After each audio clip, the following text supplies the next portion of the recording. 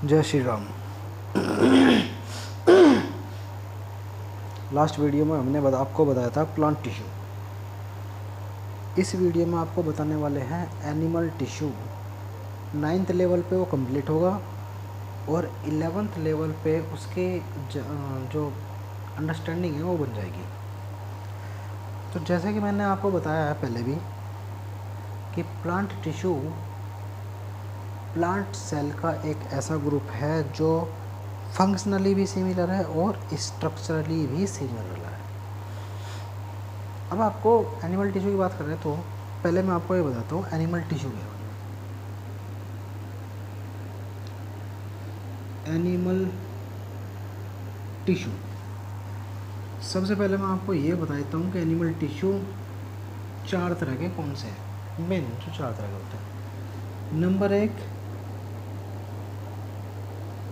Epithelial tissue, number 2 connective tissue, number 3 muscular tissue,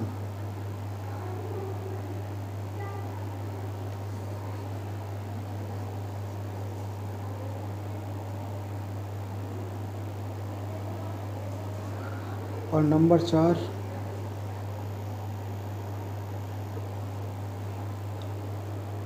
nervous tissue. ये 4 तरह के tissue आपको एनिमल में मिलते हैं। अभी मैं आपको ये जनरल चीज़ें जो है ना टिश्यू की ये बताता हूँ। एपिथेलियल, थीलिया वर्ड होता है डर्मिस। डर्मिस का मतलब स्किन के नीचे वाली लेयर और ईपी का मतलब होता है अबोव, यानी कि सबसे बाहर वाली जो लेयर है आपकी वही है एपिथेलियल टिश्यू। मैं ये नहीं कह रहा हूँ कि सबसे बाहर आपकी सिर्फ स्किन ही आती है। बाहर का मतलब हार्ट की जो कवरिंग आती है, आपके दिल भी जो होता है वो कवर रहता है, किडनी भी कवर रहती है, और जो आपकी ब्लड वेसल्स हैं, नसें हैं, वो बाहर से भी कवर है अंदर से भी कवर है। जैसे होल है ना वो अंदर, तो वो भी कवर है।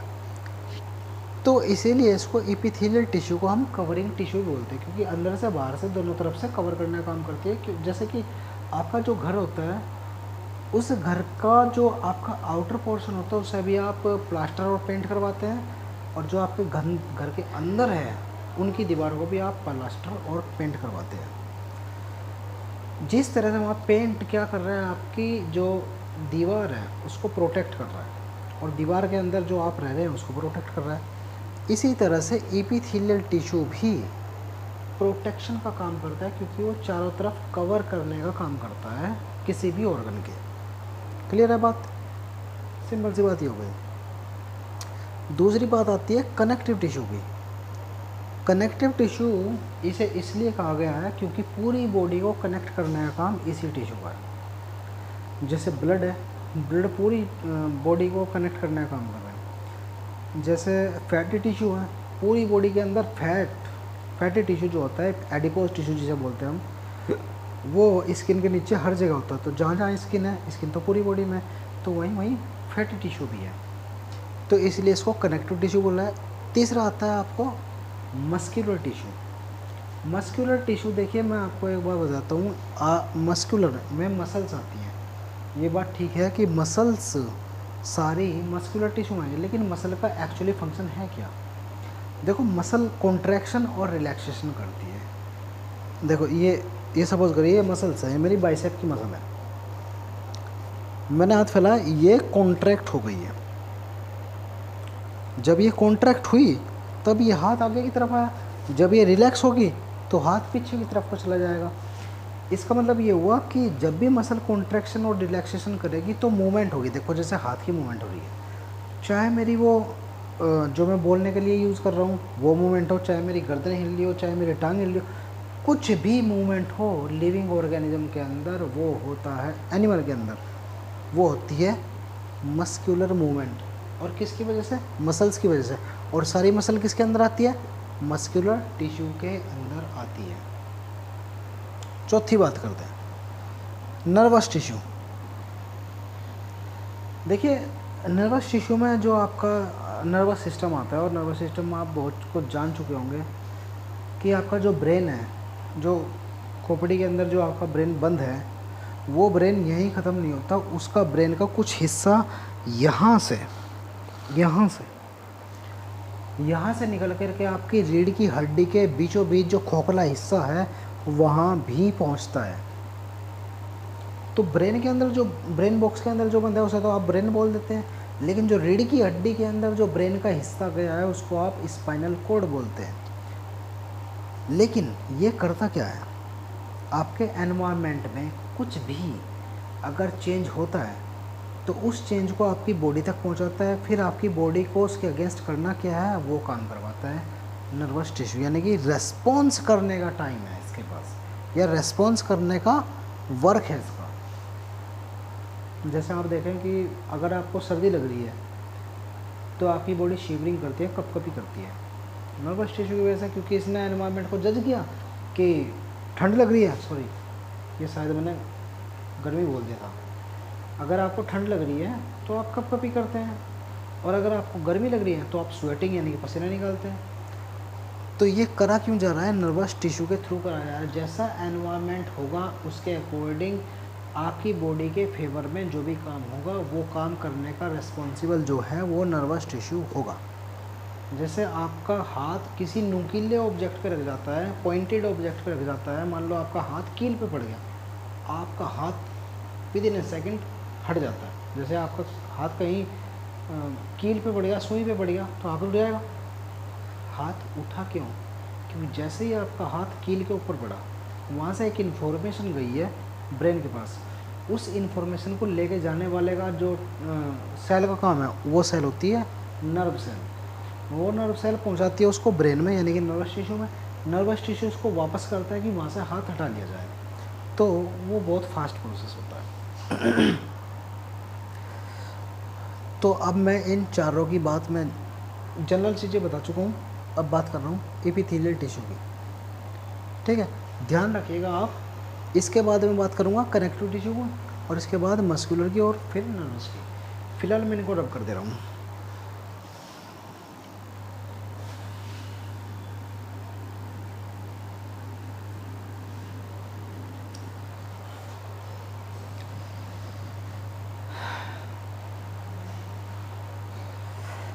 हो सकता है आपको मैं थोड़ा स्मार्ट ना लग रहा हूँ। स्मार्ट मीन्स हैंडसम नहीं होता है, स्मार्ट मीन्स थोड़ा सा क्या होता है कि बुद्धिमान वाला व्यक्ति जो है ना, आप जो जज करते हैं उसको उसी से करते हैं।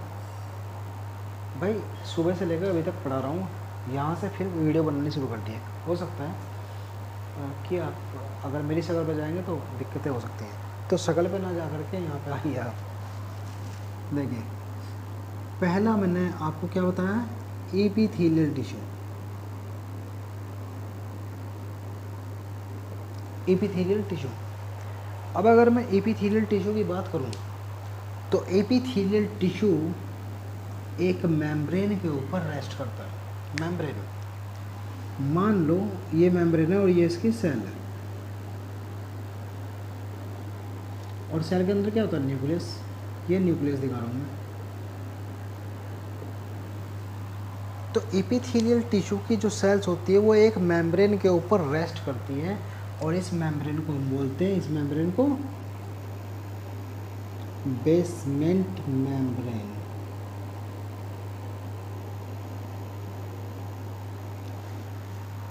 ये जनरल थिंग थी इसकी एपिथेलियल टिश्यू। लेकिन अगर एपिथेलियल टिश्यू की बात करें हम, पॉइंट नंबर ए, पहला ये बात करते हैं हम सिंपल एपिथेलियम। सिंपल एपिथेलियम में क्या होगा, सेल्स एक लेयर में होगी, बहुत सारी ज़्यादा लेयर में, जैसे यहाँ एक ही लेयर दिखाई दिया, और अगर एक ही लेयर में, मैं शॉर्ट में लिख रहा हूँ, इन सिंगल लेयर, जैसे यहाँ दिखा रहा हूँ मैं, अगर वो सिंगल लेयर में इस तरह से है, खड़ंजे की तरह, खड़ंजे को ही बोलते हैं पेवमेंट। अगर सिंपल, मैंने बताया ना, मैं फिर से बता रहा हूँ, एपिथेलियल टिश्यू कवर करने का काम करता है, चाहे वो आपकी बॉडी हो, चाहे वो आपका किसी इंटरनल ऑर्गन हो, एपिथेलियल टिश्यू की जो सेल्स होती है वो एक मेम्ब्रेन के ऊपर रेस्ट करती है। मैंने यहाँ मेम्ब्रेन बना दी है नीचे, उसके ऊपर ये सेल्स जो है एपिथेलियल की रेस्ट कर रही हैं। और सिंपल एपिथेलियल का मतलब है अगर सिंगल लेयर में हो तो सिंपल है, अगर बहुत सारी लेयर हुई तो कंपाउंड है। अगर सिंगल लेयर में है और वो सेल्स स्क्वायर शेप की है तो इसका फर्स्ट टाइप आ जाएगा सिंपल स्क्वैमस एपिथेलियम, जिसमें एपिथेलियम जो होती है वो स्क्वायर शेप की सेल होती है। ठीक है, सिंपल का ही दूसरा टाइप। सिंपल में मतलब क्या, सिंगल लेयर में होना चाहिए। सिंगल लेयर में आपको ये दिख रही है क्यूब आप जानते हैं ना, जिसकी सारी की सारी साइड एक जैसी होती है, उसको हम क्यूब बोलते हैं। अगर ये क्यूब शेप की सेल है और इस बेसमेंट मेम्ब्रेन के ऊपर रेस्ट कर रही है, ये बेसमेंट मेम्ब्रेन, तो इसको बोलते हैं सिंपल क्यूबॉइडल एपिथेलियम, क्योंकि क्यूब शेप की है।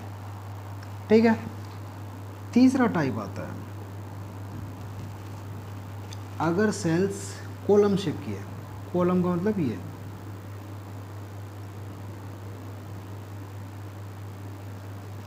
अगर कॉलम शेप की सेल हुई, बेसमेंट मेम्ब्रेन के ऊपर रेस्ट कर दिया होना चाहिए, तो इनका जो न्यूक्लियस होता है ना वो बेस की तरफ होता है। ये रहा बेस, बीच में नहीं होगा, बेस की तरफ होगा।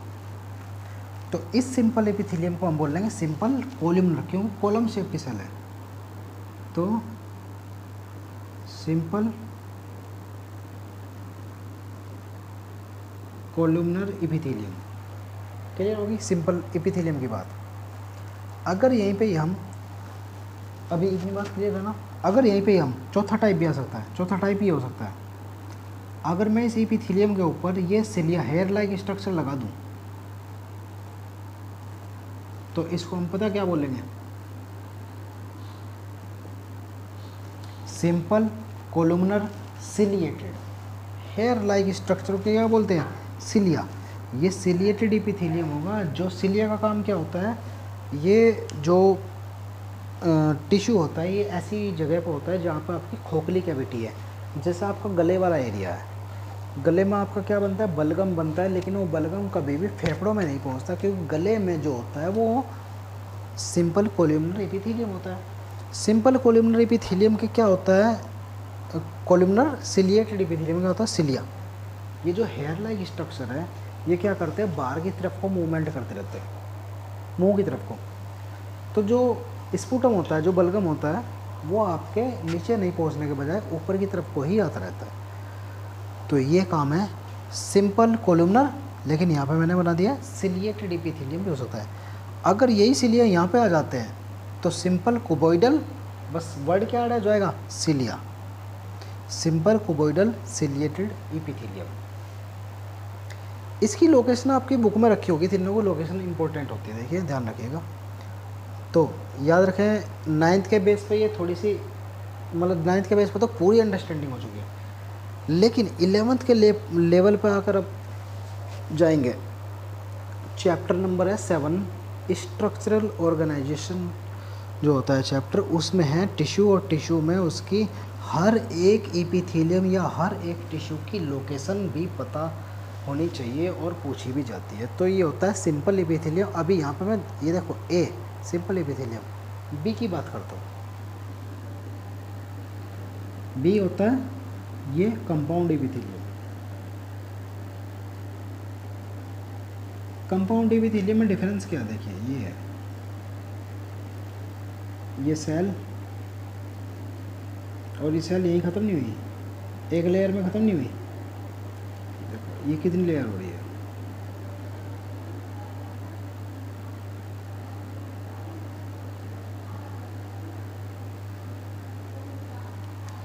तो अगर बेसमेंट मेम्ब्रेन के ऊपर सेल की एक लेयर नहीं है, बहुत सारी लेयर है, तो वो आ जाए कंपाउंड में। मैंने यहाँ देखो सिंपल में क्या बनाया, एक लेयर एक लेयर एक लेयर।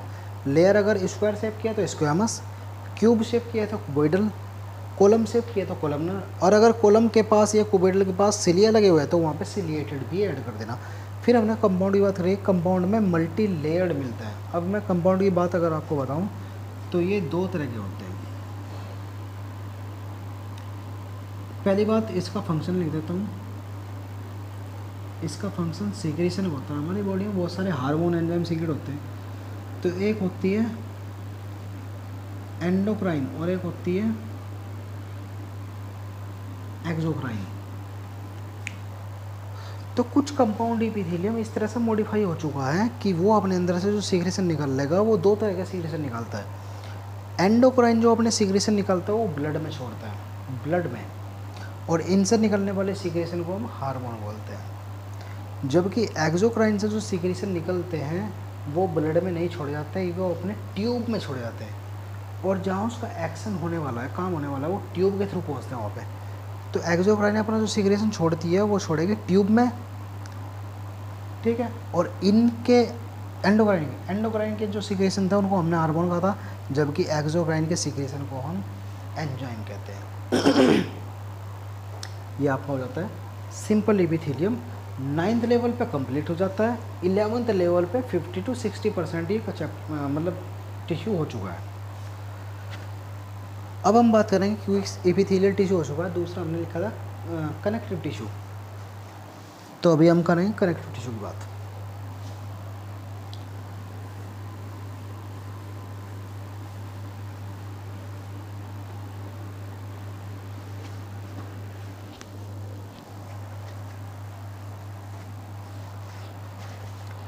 तो दूसरा टिश्यू आता है आपका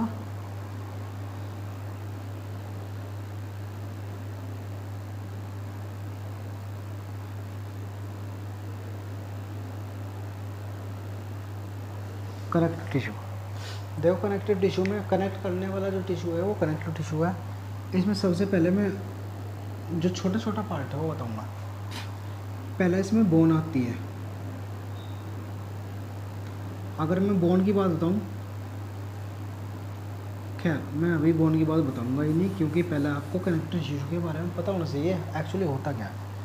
अगर देखो हम कनेक्टिव टिश्यू का एक सैंपल ले लेते हैं, कहीं से एक टिश्यू निकाल करके उसे माइक्रोस्कोप में देखते हैं, तो आपको तीन चीज़ यहाँ पे दिखाई देने वाली है। एक चीज़ आपको ये दिख रहा है, ये फाइबर है, और ये फाइबर जो है ना ब्रांच नहीं है, अनब्रांच्ड है, और थिक भी है, मोटे भी है। दूसरा फाइबर दिखाता हूँ आपको, ये फाइबर है,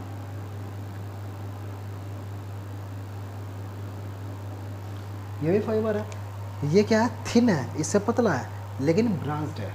तो दो तरह के फाइबर मिलेगा, थिक अनब्रांच्ड और थिन ब्रांच। इसके जो अंदर का लिक्विड मटेरियल होता है, अगर आप कहीं से शरीर के अंदर से कनेक्टिव टिश्यू निकाल लेते हैं तो आपको तीन ही चीज़ दिखाई देती है। ग्राउंड मैट्रिक्स जो कि लिक्विड पार्ट होता है, जिसे हम क्या बोलते हैं, मैट्रिक्स। ये क्या हो गया, थिक फाइबर, थिक फाइबर। और ये क्या हो गए, थिन फाइबर, ये पतले हैं, ठीक है। एक सेल भी होती है इसके अंदर, क्योंकि ये जो फाइबर बन रहे हैं ये बना कौन रहा है, इन फाइबर को बनाने का काम फाइब्रोब्लास्ट सेल का होता है। ये है फाइब्रोब्लास्ट सेल।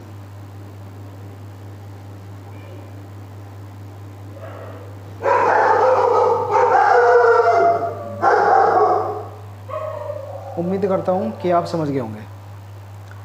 अगर आप किसी भी कनेक्टिव टिश्यू का एक सैंपल ले, एक आप छोटा सा टुकड़ा निकाल लें मांस का कनेक्टिव टिश्यू के, तो उसमें आपको तीन ही चीज़ दिखाई देगी, एक मोटे फाइबर थिक फाइबर, एक पतले फाइबर थिन फाइबर, एक उसकी सेल जो फाइबर को सीक्रेट कर रही है यानी कि फाइब्रोब्लास्ट सेल, और एक उसका ग्राउंड मैट्रिक्स लिक्विड पार्ट यानी कि मैट्रिक्स। क्लियर। अब हम बात करते हैं कनेक्टिव टिश्यू में सबसे पहले बोन की। बोन भी कनेक्टिव टिश्यू में आती है।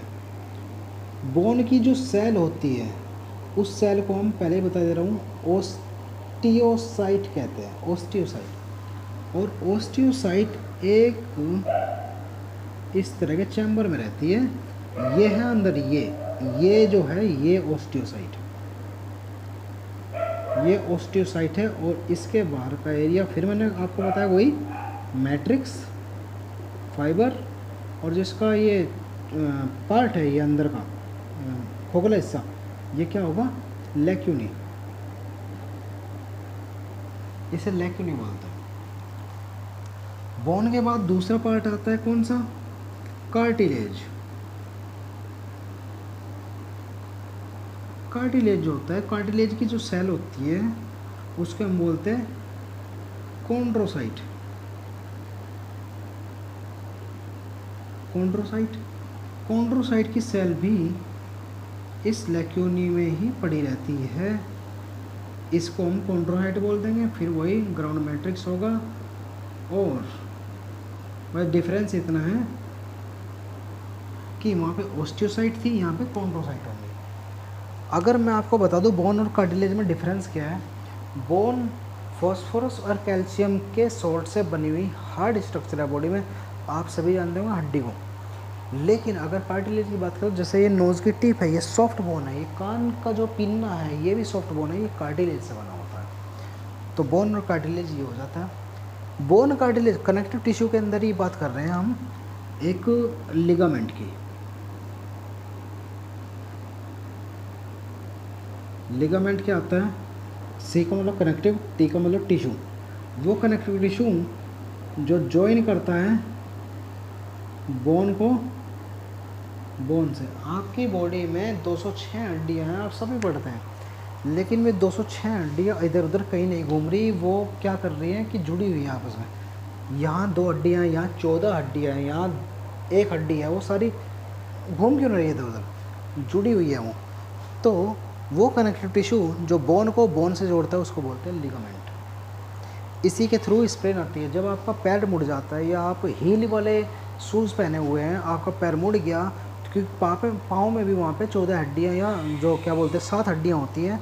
जब वे स्ट्रेच होती है तो उनको जोड़ने वाला जो लिगामेंट होता है वो स्ट्रेच होकर के टूट जाता है, जिसको हम मोच कहते हैं। और मोच जो होती है वो खुद पे खुद 1 हफ्ते से 10 दिन के अंदर ठीक हो जाती है, बशर्ते कि आपको कैल्शियम वाली डाइट लेनी होगी, क्योंकि उसको ठीक होने के लिए आपको कैल्शियम की ज़रूरत पड़ती है। कोई बाबा कोई महाराज उसको ठीक नहीं करता। लिगामेंट आपको पता चल गया। दूसरी बात चल गई है आपको पता, ये टेंडन। इसके बारे में बताऊं तो बोन को मसल के साथ कनेक्ट करने वाला जो टिश्यू होता है वो होता है टेंडन। अब आपको पता है, देखो ये बाइसेप मसल है, ये मसल यहाँ वाली हड्डी के साथ नहीं जुड़ी हुई है, या ये वाली मसल इस वाली हड्डी के साथ यहाँ तो जुड़ी हुई है, लेकिन दूसरा हिस्सा इस मसल का इस हड्डी के साथ नहीं बल्कि उस हड्डी के साथ जुड़ा हुआ है। और जब ये मसल सिकुड़ती है तो ये मसल इस हाथ को अपनी तरफ खींच रही है, यानी कि मसल जो होती है वो हड्डियों के साथ जुड़ी होती है। तो ऐसा कनेक्टिव टिश्यू जो मसल को बोन से जोड़ता है उसको बोलते हैं टेंडन। ये लिखा हुआ है बोन टू मसल है कनेक्टिव टिश्यू ही, कनेक्टिव टिश्यू की बात कर रहे हैं हम, ठीक है। ये बातें हो गई है। कनेक्टिव टिश्यू मैंने साफ कर दिया, इसको फिर से लिखूँगा। अभी कनेक्टिव टिश्यू पूरा नहीं हुआ, देखिए कनेक्टिव टिश्यू पूरा नहीं हुआ।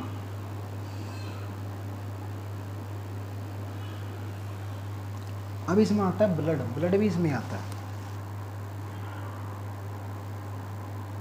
अगर ब्लड की बात करें तो हम ब्लड को 2 पार्ट में डिवाइड कर सकते हैं। आपने सभी ने देखा होगा जब आप चोट लगती है, खून निकलता है, खून के जब बाद वो खून जम जाता है, खून के बाद अगर उसे दबाएं आप पीला पीला सा निकलता है, यानी कि ब्लड के अंदर एक लिक्विड पार्ट है जिसको हम प्लाज्मा बोलते हैं, और कुछ सॉलिड पार्ट जिसके अंदर कुछ सेल्स होती है उसको हम ब्लड कॉर्पसल्स बोलते हैं। तो ब्लड का जो लिक्विड पार्ट होता है उसको हम बोलते हैं प्लाज्मा, और ये ब्लड का 55% पार्ट होता है, जबकि ब्लड के अंदर ब्लड कॉर्पसल्स भी होती हैं। ब्लड कॉर्पसल्स यानी कि ब्लड की सेल्स होती है, ये होती है 45%। प्लाज्मा के अंदर ही आपने जितनी गैसेस ली हैं, जितना आपने न्यूट्रिशन लिया है, वो सारा न्यूट्रिशन और सारी गैसेस आपके प्लाज्मा में पहुंच जाती है। तो प्लाज्मा के अंदर इनऑर्गेनिक सब्सटेंस और ऑर्गेनिक सब्सटेंस दोनों तरह के सब्सटेंस यहाँ प्लाज्मा में होते हैं। लेकिन ब्लड कॉर्पसल्स यानी कि ब्लड की कुछ सेल्स होती है, 3 तरह की सेल होती है ब्लड के अंदर, आपने खूब पढ़ा होगा, आरबीसी, डब्ल्यूबीसी और प्लेटलेट्स, जिन्हें कुछ लोग प्लेट भी बोलते हैं। यही वो प्लेट हैं यानी कि प्लेटलेट्स हैं जो डेंगू में इनका जो नंबर होता है वो कम हो जाता है, क्योंकि डेंगू का जो वायरस होता है, डेंगू जो होता है वो मच्छर के काटने से होता है, लेकिन मच्छर नहीं है, मच्छर तो वायरस को लेकर के आपकी बॉडी में इंजेक्ट करता है, तो डेंगू वायरस से होता है। प्लेटलेट्स वो यही होती है क्योंकि वो वायरस प्लेटलेट्स को ही खाता है।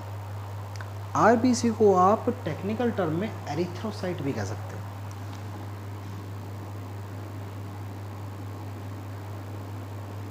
एरिथ्रोसाइट। डब्ल्यूबीसी को आप ल्यूकोसाइट कह सकते हैं। प्लेटलेट को आप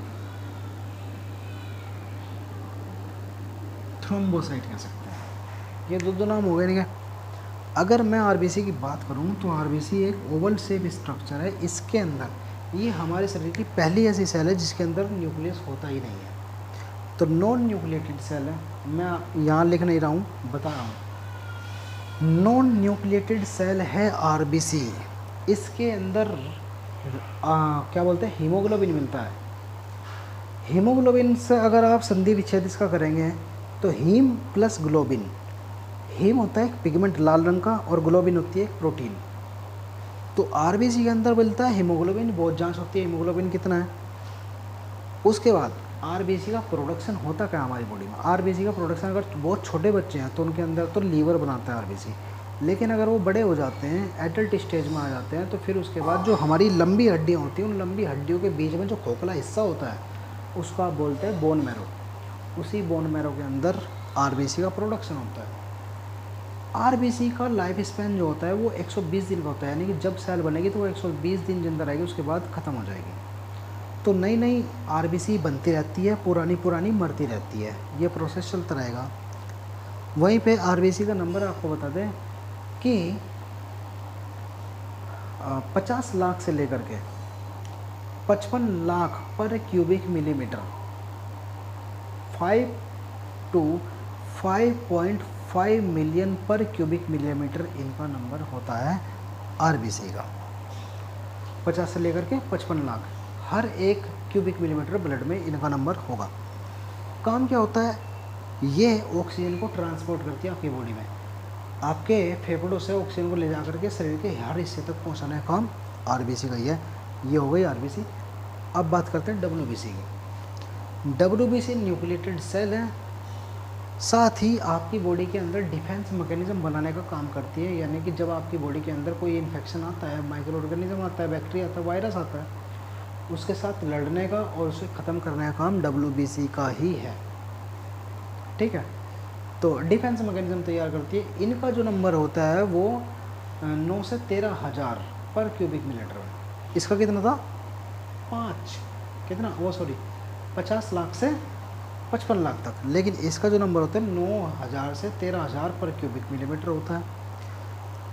ये भी बोन मैरो के अंदर यानी खोखली हड्डी के बीच का हिस्सा जो होता है वहीं पे बनती है, और जब मर जाती है तो इनका ग्रेवयार्ड जो होता है वो स्प्लीन होता है। आपके स्टमक के पीछे थोड़ी सी थैली होती है ब्लड की, उसी थैली में इनका डिस्ट्रक्शन होता है, इसका भी और आरबीसी का भी। आपको ये बता दें कि जो स्प्लीन होती है, स्प्लीन SPLEEN, स्प्लीन जो होती है रिजर्वॉयर होती है ब्लड का। जब आपको चोट लग जाती है तो आप मरते नहीं हैं कि, तो अगर आपकी बॉडी से ब्लड निकल गया है और वो ब्लड 350 ml तक का है तो उस वहाँ थैली से निकल कर जो यहाँ पे स्टमक के पीछे है उससे निकल कर आपकी बॉडी में आ जाता है। तो वो एक इमरजेंसी ब्लड को हमेशा रिजर्व करके रखती है। ठीक है, और इसीलिए जब आप ब्लड डोनेट करते हैं तो डॉक्टर्स को पता हुआ है कि आपकी बॉडी में हर समय 350 ml ब्लड एक्स्ट्रा पड़ा हुआ है इमरजेंसी के लिए, इसलिए वो लेते हैं। तो ल्यूकोसाइट की बात ही हो गई। बात करते हैं प्लेटलेट्स की यानी कि थ्रोम्बोसाइट की। जब आप क्या करते हैं कि आपको चोट लग जाती है तो आपका ब्लड जम जाता है, थोड़ी देर बाद ब्लड जम जाता है और चोट में से खून बहना रुक जाता है। तो उसमें जो काम करती है वो प्लेटलेट्स ही करती हैं। तो हेल्प्स इन ब्लड क्लॉटिंग। और साथ ही मैं आपको बता दूँ, अगर प्लेटलेट्स की डेफिनेशन दोगे तो आप दोगे मेगा कार्योसाइट्स के फ्रेगमेंट्स हैं। मेगा का मतलब बड़ा होता है, कार्यो का मतलब न्यूक्लियस, साइट का मतलब सेल। तो बड़े न्यूक्लियस वाली सेल के जो टुकड़े होते हैं यानी फ्रेगमेंट्स, उन टुकड़ों को हम बोलते हैं प्लेटलेट्स। इनका जो नंबर होता है वो 1 से लेकर के 4.5 लाख पर क्यूबिक मिलीमीटर होता है। समझ में आ गई बात? डेंगू में आपने देखा होगा कि जब डेंगू होता है तो उनकी प्लेटलेट्स डाउन होती चली जाती है। तो अगर 1 लाख से नीचे चली जाती है वो क्रिटिकल सिचुएशन हो जाती है। 1 लाख से ऊपर नॉर्मल कंडीशन में ही रखते हैं उसको। तो 1 लाख से 4.5 लाख पर क्यूबिक मिलीमीटर इसका होता है। और इसका लाइफ स्पेन जो होता है वो 3 से 5 दिन होता है इस सेल का। ये हो गया आपका ब्लड। अब कनेक्टिव टिश्यू में आपका क्या बच जाता है? फैटी टिश्यू यानी कि एडिपोज टिश्यू। तो यहाँ पे वो देख देते हैं।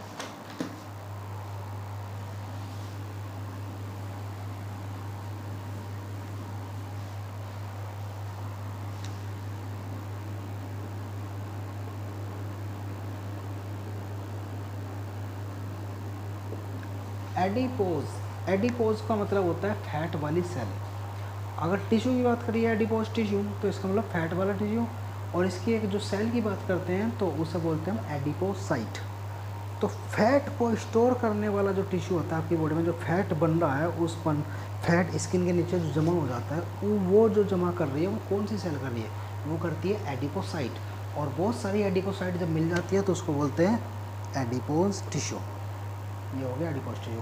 अगर आप एनसीईआरटी में या किसी दूसरी बुक में देखेंगे तो कनेक्टिव टिश्यू आपको 2 जगह मिलेगा। एक लूज कनेक्टिव टिश्यू, एक dense connective tissue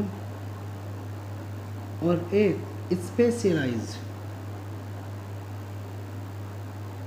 connective tissue. ये आपको देखने को मिलते हैं बुक्स के अंदर। लूज कनेक्टिव टिश्यू में जो आएगा वो एडिपोज टिश्यू आ जाएगा, एरियोला आ जाएगा। डेंस कनेक्टिव टिश्यू जो होते हैं उसमें बोन आ जाती है। और स्पेशलाइज्ड कनेक्टिव टिश्यू जो इतनी भी मैंने चीज़ें बताई हैं, स्पेशलाइज्ड कनेक्टिव टिश्यू जैसे टेंडन है, लिगामेंट है, जो बोन को बोन से जोड़ रहे हैं, बोन को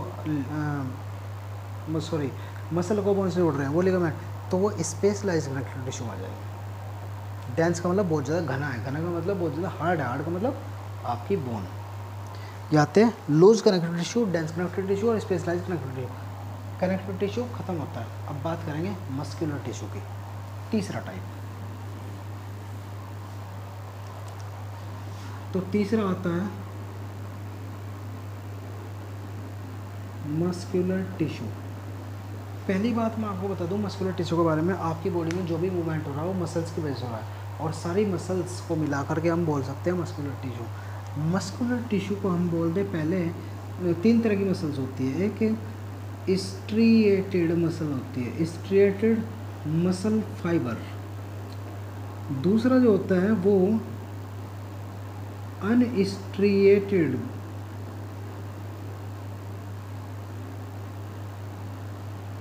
मसल फाइबर होता है। और तीसरा जो होता है वो कार्डियक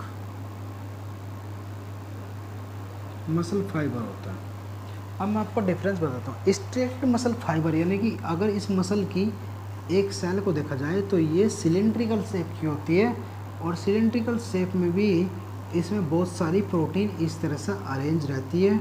और साथ ही साथ इसके अंदर ये इस तरह से डार्क जो पट्टियाँ नज़र आ रही हैं इनको बोलते हैं हम डार्क बैंड। तो इसी स्ट्रेटेड मसल के अंदर आपको डार्क बैंड भी नज़र आएंगे और light band, dark band, light band, dark band नज़र आएंगे आपको। और ये सिलेंड्रिकल शेप की है। और साथ ही साथ मैं आपको बता दूँ ये एक सेल है। और ये सेल है तो ये न्यूक्लियस और ये न्यूक्लियस। और ये मल्टी न्यूक्लियड होती है यानी कि एक ही सेल के अंदर बहुत सारे न्यूक्लियस मिल सकते हैं। 3 चीज़ बताई मैंने, सिलेंड्रिकल शेप की है, लाइट और डार्क बैंड दिखते हैं और न्यूक्लियस ज़्यादा होते हैं यानी कि सिनोसाइटिक यानी कि मल्टी न्यूक्लियड कंडीशन मिलती है। दूसरी एक और बात बता दूँ, ये जो वाली जो मसल होती है हमारी विल के अकॉर्डिंग काम करती है। जैसा हम चाहेंगे वैसा हम करेंगे। मान लो मेरा हाथ यूँ है, जब तक मैं नहीं चाहूँगा ये नहीं करेगा। तो इस मसल में जो काम कर रहा है वो हमारी स्ट्रेटेड मसल है। दूसरी बात करता हूँ अनस्ट्रेटेड मसल की। अनस्ट्रेटेड मसल को अगर आप देखें तो ये स्पिंडल शेप की होती है। और साथ ही इसमें बहुत सारे न्यूक्लियस भी नहीं है, एक सेल के अंदर एक ही न्यूक्लियस है, इसलिए इसको यूनिन्यूक्लिएटेड भी बोलते हैं। ये सिलेंड्रिकल शेप की थी, ये स्पिंडल शेप की है। साथ ही आपको ये बता दें कि ये हमारी बिल के अकॉर्डिंग काम नहीं करेगी, यानी कि हमारी इच्छा के अनुसार काम नहीं करेगी। जैसे आपकी ब्लड वेसल्स आपस में खुद ही फुदक रही है ना, आपकी ब्लड वेसल्स जो होती है वो आपकी बॉडी में खुद बीट कर रही है, आपकी इच्छा तो नहीं है वहाँ पे, तो आपकी विल के अकॉर्डिंग ना होकर के अपने आप काम कर रही है। तो जो आपकी बॉडी में जो मूवमेंट हो रहे हैं, अगर आपकी इच्छा से नहीं हो रहे हैं, तो वहाँ पे जो मसल्स काम कर रही हैं वो मसल्स अनस्टेटेड मसल फाइबर या स्मूथ मसल फाइबर भी कह सकते हैं इसको, वो होती है। तीसरी होती है कार्डियक मसल। कार्डियक मसल को अगर आप देखेंगे तो कार्डियक मसल दिखने में तो वो आपको ऐसी ही लगेगी जैसी आपको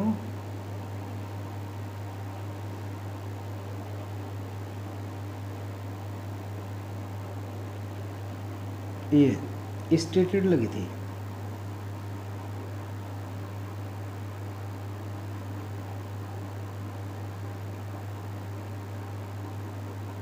स्टेटेड मसल में भी था, लेकिन वहाँ पे क्या था, लाइट बैंड, डार्क बैंड है ना, ये थे वहाँ पे, और ये डार्क बैंड, ये डार्क बैंड, और ये डार्क बैंड, ये डार्क बैंड, ये डार्क बैंड। देखो अब ये लग कैसे रही हैं, लग तो रही है, तो स्ट्रिएटेड इन सीन, दिखने में तो स्ट्रिएटेड होते हैं, लेकिन फंक्शन में आपका हार्ट आपकी इच्छा के अनुसार धड़कता नहीं है, तो वो आपकी इच्छा के बिना ही धड़क रहा है, इसका मतलब हो गई अनस्टेटेड। तो तीसरी तरह की जो मसल होती है वो दिखने में होती है ऐसी और काम में होती है ऐसी, उसको बोलते हैं कार्डियक मसल। ये आपके हार्ट में मिलती है, आपके दिल में मिलती है। 3 तरह के जो टिश्यू हैं वो हो चुके हैं। अब चौथी तरह का जो टिश्यू मैं आपको बताता हूँ वो है नर्वस टिश्यू।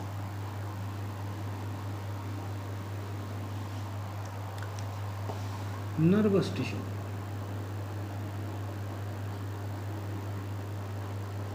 नर्वस टिश्यू की अगर आप बात करें, मैं आपको पहले बताता हूँ, नर्वस टिश्यू एक स्पेशल टाइप का टिश्यू है। जैसे ही आपके एनवायरनमेंट में कोई चेंज होता है तो वो चेंजेस लेकर के आपके ब्रेन तक पहुँचा जाता है, फिर आपका ब्रेन आपकी बॉडी को जो है सिग्नल पास करता है कि आपको उस सिचुएशन में करना क्या है। जैसे आपका काम, हाथ गर्म चीज़ पे लग जाता है, आपका हाथ हट जाता है एकदम से, आपको मारने के लिए 10 बंदे आ रहे हैं, आप वहाँ से भाग लेंगे, ये होता है। या आप सर्दियों में ठंडे पानी से नहीं नहाएंगे, कपकपी आएगी, ठंड लग रही है कपकपी आएगी, और गर्मी लग रही है तो स्वेटिंग, पसीना आएगा। तो ये क्या है, एनवायरनमेंट के अकॉर्डिंग एडजस्ट करने वाली बात हुई। एनवायरनमेंट का मैसेज आपके ब्रेन तक पहुंचा, ब्रेन ने आपको ही बॉडी को बताया करना क्या है, वो सारा प्रोसेस होता है नर्वस सिस्टम के थ्रू।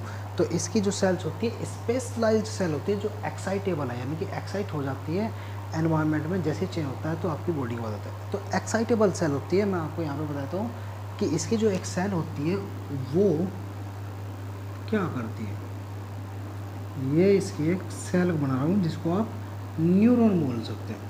न्यूरॉन,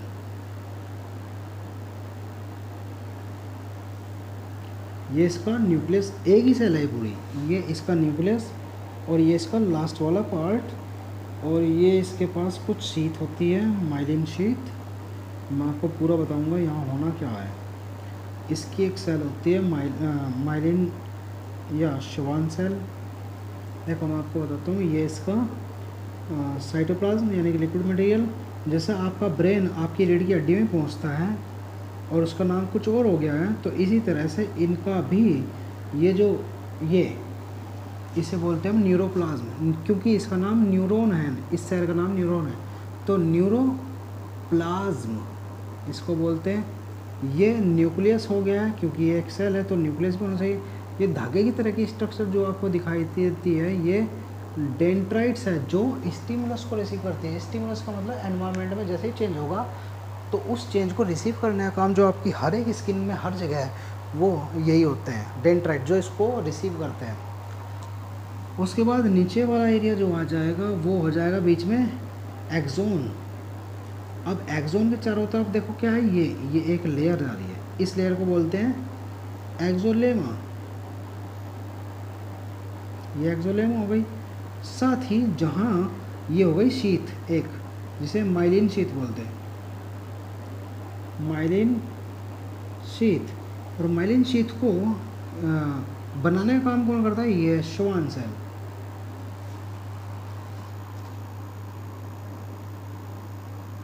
ये श्वान सेल लगातार इस माइलिन शीथ को बनाती रहती है, और जहाँ माइलिन शीथ नहीं होती है उसे बोलते हैं नोड ऑफ रेनवियर। और इस सेल का लास्ट वाला पार्ट जो होता है वो टीलोडेंड्राइट्स,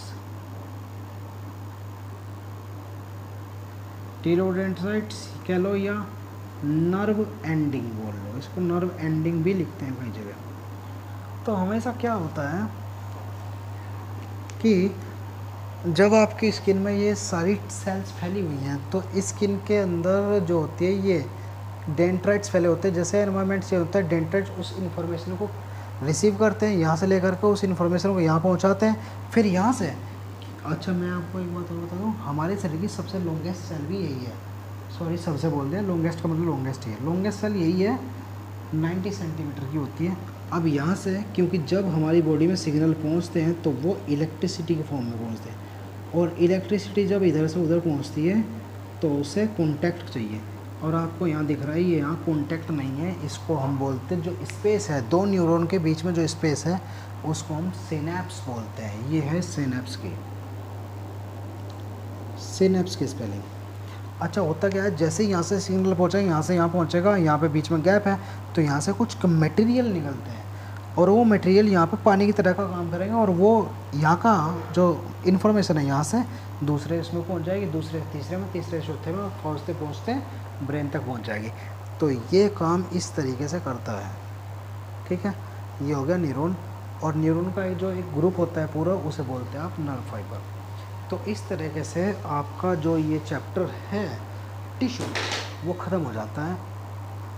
फर्स्ट शॉट में हमने आपको बताया था प्लांट टिश्यू, सेकंड शॉट में आपको बताया एनिमल टिश्यू। अगर कोई आपकी क्वेरी है किसी भी टॉपिक को लेकर के 9th से लेकर के 12th तक बायोलॉजी में, तो आप मुझे कमेंट करिए, आपकी प्रॉब्लम दूर की जाएगी गारंटीड। जब तक के लिए आप देखते रहिए। नमस्कार, जय श्री राम। शेयर जरूर करना यार।